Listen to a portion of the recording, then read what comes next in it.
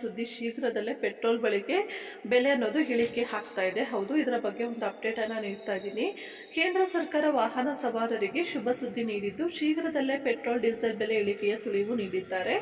ಜಾಗತಿಕವಾಗಿ ಕಚ್ಚಾ ತೈಲ ಬೆಲೆ ಇಳಿಕೆ ಆಗಿರುವುದರಿಂದ ಭಾರತದಲ್ಲೂ ಪೆಟ್ರೋಲ್ ಮತ್ತು ಡೀಸೆಲ್ ಬೆಲೆಗಳನ್ನು ಇಳಿಸಲು ಕೇಂದ್ರ ಸರ್ಕಾರ ಆಲೋಚಿಸುತ್ತಿದ್ದು, ಪೆಟ್ರೋಲ್ ಸಚಿವಾಲಯದ ಕಾರ್ಯದರ್ಶಿ ಪಂಕಜ್ ಜೈನ್ ಈ ಬಗ್ಗೆ ಸುಳಿವನ್ನ ನೀಡಿದ್ದಾರೆ. ಜಾಗತಿಕವಾಗಿ ಕಚ್ಚಾ ತೈಲ ಬೆಲೆ ಸಾಕಷ್ಟು ಇಳಿಕೆ ಆಗಿರುವುದರಿಂದ ಭಾರತದಲ್ಲಿ ಪೆಟ್ರೋಲ್, ಡೀಸೆಲ್ ಇತ್ಯಾದಿ ಪೆಟ್ರೋಲಿಯಂ ಉತ್ಪನ್ನಗಳ ರಿಟೇಲ್ ಬೆಲೆಗಳನ್ನು ಇಳಿಸಲು ಸರ್ಕಾರ ಚಿಂತನೆ ನಡೆಸಿದೆ.